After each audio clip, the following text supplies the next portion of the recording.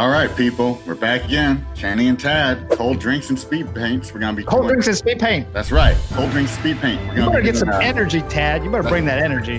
We're doing the reaction of Jujutsu Kaisen Season 2, Episode 3, Hidden Inventory 3. The first thing you notice is the star vessels in the water. Like, what do you think was going on there? Yeah, just playing around.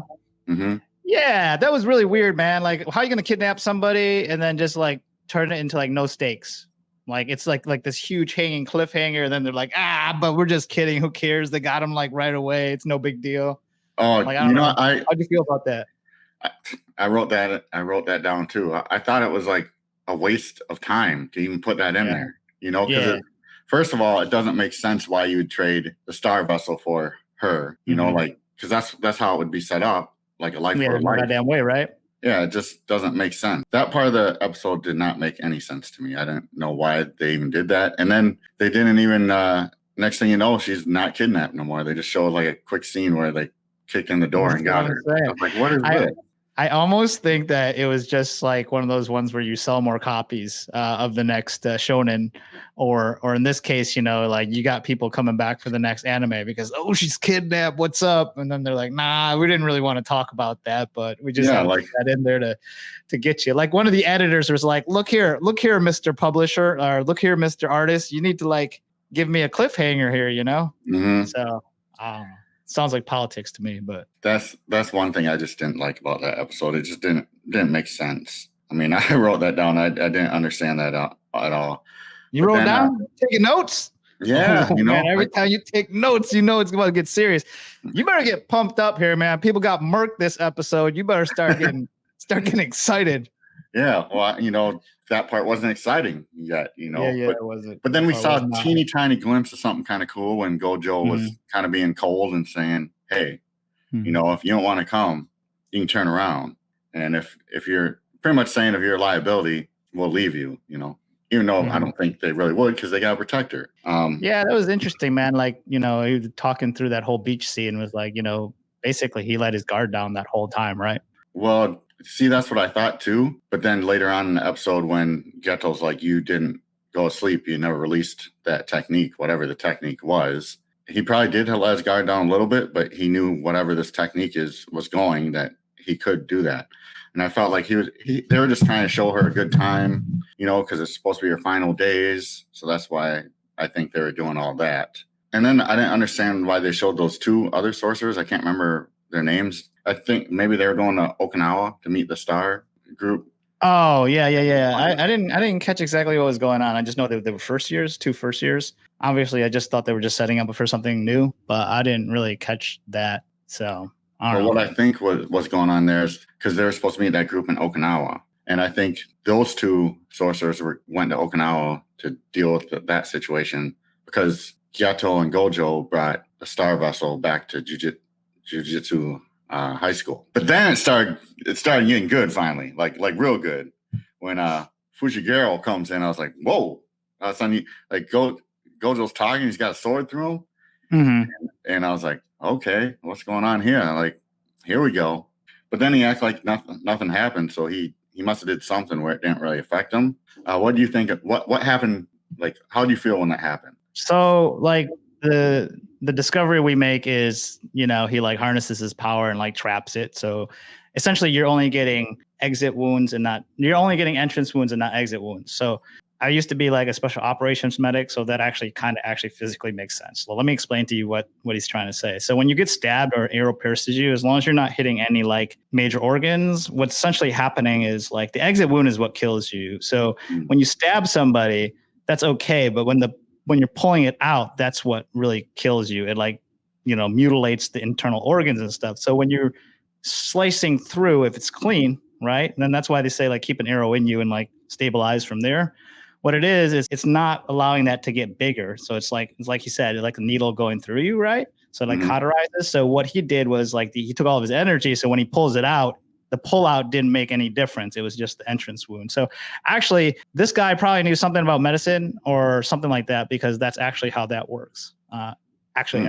So yeah, because I knew Kenny would know the specifics. I knew, man. I knew. You know, he's analytical. He gets into it. And then he tells Geto to leave. Mm-hmm. Is her name's Amani or something? Rico. Star Girl, Star Plasma Girl. Yeah. Yeah. Star Vessel. Star Plasma Vessel, whatever. All the words. Well, anyways, Gojo tells him to leave, and Geto was kind of worried about him. But I think they both are so powerful, they just never really worry about anything. Like, they think that no one can really beat them.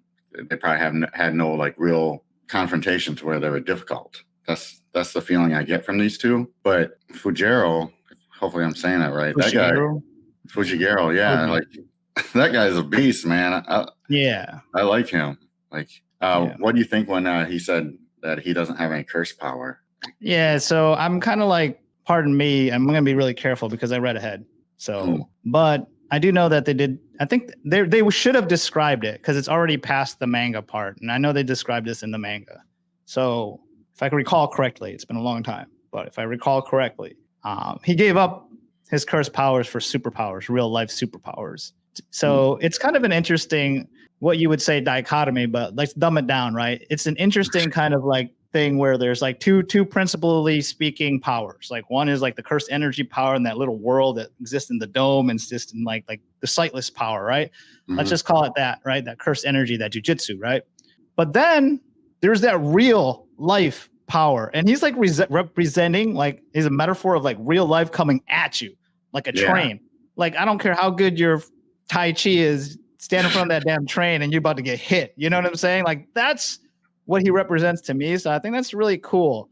Given that we know that Gojo doesn't die, given season 1 and stuff. Yeah. We know, and we already got a hint at kind of what techniques he could or could not be using there. But he's kind of obliterated right here, right? So that scene. I liked that fight scene, to tell you the truth. I liked the animation, the fast pace. And then when Fujigaro just all that stabbing and slicing, I was like, damn. Like, I was like, damn, like when I was watching it. No, it was solid. Yeah. It's solid, but I ain't gonna lie. Here's a weird thing, man. Like, I don't know. I might be the only one who feels this way, but like the previous director, the previous art studio, it was more cartoony and probably a little bit more choppy. Like, this is more fluid and actually has probably a little bit more bite to it. Like, the animation for sure. Like, if you ask any artist, it's probably, I mean, I'm sure it's still at the same frames per second, but it feels like compared to the other one, like the other one's like sitting at like 12 frames per second. This is at 24, meaning like this is just smoother animation, but that doesn't always equate to good. Like, for whatever reason, like the artist in me can't tell you why the previous season 1 fights like just hit harder, but they did, man. Like, all the fights in season 1, no matter what it was, just hit harder. These are almost too artistic for me. Like, and I'm an artist. That's kind of weird. So it's almost like, man, dumb it down for me, man. Dumb it down. Like, this is too good. Well, I thought it hit hard, especially when. No, it did. It did, but he was smart. He outsmarted Gojo. I saw Gojo use that technique, curse amplification. Yeah. I mean, I thought that was a smart move, but this guy like planned ahead everything. He's like a strategist. Yeah, like, he kind of knew Gojo would probably do something like that, and then he sent whatever those flying bee things, face things were, and that's where I like that inner dialogue again. Like Gojo's like, no, you're all about it, man. Yep. So you're all about the inner dialogue. Now you've got me convinced. I like the inner dialogue now too, man. Especially when he's doing that Tai Chi cloud hands, man, bringing it to a pulp and then making like a little crater around him. That was pretty solid, man. I liked it. I liked it. No, hey, this episode was rock solid. Yeah, the writing was rock solid. Where they stopped, it was rock solid. But what you said about like, hey, letting her have her last day or whatever like that, did they specifically say that? Because I feel like I didn't catch that. Like, I caught it now when you said it, but they didn't say that. That's just the vibe I was kind of getting, because they know she was going to be assimilated. That's what I would do, something like that. I was like, this lady's last day here. Let's try to have some fun, Unfortunately, that's one of those ones where they're trying to show and not tell. But like, man, they got to show knuckleheads like me. Like, they got to be like, hey, they got to like, or tell. They got to just be like, hey, this is your last day. They literally should have just said it, man. Like, this is your last days. I really want you to, or like have the dialogue with the maid, right? So that would have been fine. I figured you'd be paying attention and catch that. Oh, I was trying to pay attention. I mean, Um, might have ate one too many Twinkies and like blacked out for 10 seconds there or something, you know? well, one of the things about Fujigaro, he had that special weapon that was called Yeah. inverted spear of the heavens, and he said, "Oh, special grade. Like special grade is like extremely powerful. Like Sukano's a special grade, and Yep. Mojito, those guys are special grade. So like whatever that tool was, he had that tool, and like you say, he kind of had superpowers because the guy Gojo was saying something like how fast he was and stuff, but he has no curse powers." But I didn't understand that little curse demon thing around his neck. I didn't understand like what that was for. Did you, or just? I mean, I'm sure it helps him somehow, or some kind of weapon, or he has. No, some I mean, I didn't make or- anything out of that. I mean, I just feel like it's just like just curses. He has a curse hanging around him. Somebody's helping him. I don't know. I mean, clearly he used to have powers or whatever like that. So, but you know, that's the interesting thing because remember, Gojo is really good against cursed powers. Like Mhm. it's like nothing to him. It's just like that real life freight train that hit him, right? So, I mean, if you think about it, like this blade has cursed power and cursed energies. So Gojo should effectively be really good against that or have something up his sleeve when it comes to that. So, But usually those weapons are like it's infused in them, so it's rather than you have to cast it or whatever. And if he has no curse power, no, right. But what I'm saying is actually the curse power in this case diminishes the power of the weapon because you're using it against Gojo, which is like an ultimate curse power wielder, right? yeah. I'm just kind of like foreshadowing because like if it was like just a normal blade, it probably would have done more damage to him. Honestly, is what I'm trying to get at. One of the things I noticed is like Gojo must have been like almost royalty wherever he was because they keep bringing up about how special his eyes are. You know, then when he said Gojo was the only person to see him behind him ever. First of all, that just shows how smooth this guy is. Yeah. And it also shows like Gojo's been known. He's had this power for a long time, and he's probably like a extremely rare breed. And then the next thing that kind of caught me off guard is when Geto was bringing the Star Vessel down to assimilate with Tensasama. Yeah. Yeah. And then he's like, "Well, if you don't want to go, then we can go home." Like to me, when I heard that was part, the best. That was the best. Yeah, but when I heard that, I was like, "Oh, is this when Yeah. he starts going bad or something?" Or, No, that's what I'm like. This is where they're the good guys, man. No, he's not gonna go bad yet, man. It's gonna take him something, man. It's gonna take him something. I don't know what it is. I'm gonna pretend I don't know what it is. But like, that part is good too. Like you said, they're the good guys because when you first hear of their mission, it sounds like their mission is to kill someone, basically. Like make sure this person dies, just a certain way. Yeah, yeah. So when the season started, I was like, "What?" Like I thought these guys are, like you said, they're supposed to be good. So that was cool. But then, then that was messed up. Like she's like, "Yes, I want to like live with the people," and all of a sudden, boom, she gets shot in the head. I'm assuming she's dead. I mean, she better be because it makes sense for her to be dead, you know, because then the Tensasama will assimilate, and it strengthens how ruthless Fujigaro is. Like I don't want them to see us on like next episode they did something to bring her back. You know, I just like that. Like it's all an illusion. Yeah, you know, like she needs it. She needs to be dead. I agree. She needs. Unfortunately, fans, she needs to be dead, man. She needs to be buried. The sacrifice needs to mean something. I think that was really look like in American movies. They probably don't do that. They just never do stuff like that, right?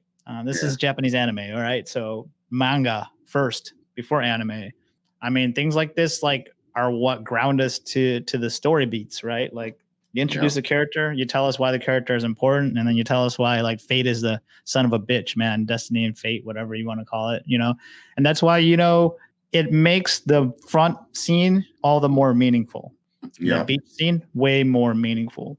I know this they probably didn't do because they didn't have time, but if they would have flashed back to all that, that would have pulled me right in. Boy, like I wasn't gonna tell that story, I would have gave you 30 seconds of the beach scene and like all the montage of them hanging out and just playing around and some sad music. Would have just at the heartstrings, boy. But when got you. Why would I do that? Because I'm trying to play with your emotions. No, but I mean, when would you put that in before she gets I would shot? do it like right when he shoots her, shoot her in the head, bullet goes through the head, she's falling down slowly, and then all that stuff. You know, thank you for giving me the choice type thing. Dude, I would have given him the 1-2, man. Tell me you wouldn't have been. I would have been like this. I would have been like this. Yep. Yeah, but you're then right. The two things you need to do is the first in the beginning, you got to set that up. You got to be like, you got to be like, hey, like they showed me, you were smart enough to pick it up, but they needed to talk about that. They needed to say that to the maid, be like, yeah, just give her this one last chance, to be a normal girl. And then at the end, right when that goes through her, boom, you do that. You do the flashbacks, you cut to some music, and then see him laughing and stuff. I would have been like, I would have been good. But I still felt it. So I'm in. No, that it caught me off guard. I didn't expect that, especially because he used a gun. But now you know it's about to go down. Well, that's the whole point too of that, though. Remember what I was saying about like the visceral nature of like the freight train? Like that's real. Like the gun is real. He doesn't have cursed energy. It's like you can play around with all that cursed stuff all you want, but then when you get hit by the freight train, that's real life, man. It's almost like just popping in and out of an MMO. Yeah, man, you might be an 80th level fucking priest in World of Warcraft, but step out in that real world, boy, you can't make some money. You ain't buying no bubble gum, Yeah. So it's kind of like that, like, I kind of like the way they're putting it. I mean, I'm making a stupid example, but you get my point. Well, I do realize the first couple episodes started slow, and this one started slow, but then once it hit, like, okay, here we go. It's on, like now I'm like engaged again, so I guess you have any more thoughts or no, that's it, man. What do you think? You want to give this episode a rating? Give it a rating. I do. I give this episode about an 8.5, and we're almost on the same page here. Because I think it could have been better if they didn't. I just think that one part in the beginning just made no sense, about the kidnapping. Yeah. It was kind of like a clickbait or something. I don't know. Yeah. I'm going to give it an 8, man. Solid 8. Just a little bit less, man. A little bit more stingy, man, with my peanuts here. But, not that it matters, but but I don't know, man. It was good, though. I mean, it was very watchable. Of the 3 episodes, definitely the best of the season so far. So we'll see where it goes. But I'm excited, man. It was good stuff for sure, man. Oh, yeah. I think the next episode is going to be now. I think there's going to be more action. No, there's going to be another fight. We're back to action. Like action is about to hit for sure. Yeah, no, I think we're at time here. So you want us to take us out, brother? All right, guys. Well, thanks for watching. If you like our content, or even if you don't, watch more of our content. Yeah. If you don't watch and you watch more, that's like, man, thank you very much. We salute you, man. That's right. Yeah. Till next time. Yeah. Thanks for watching, everybody. Bye.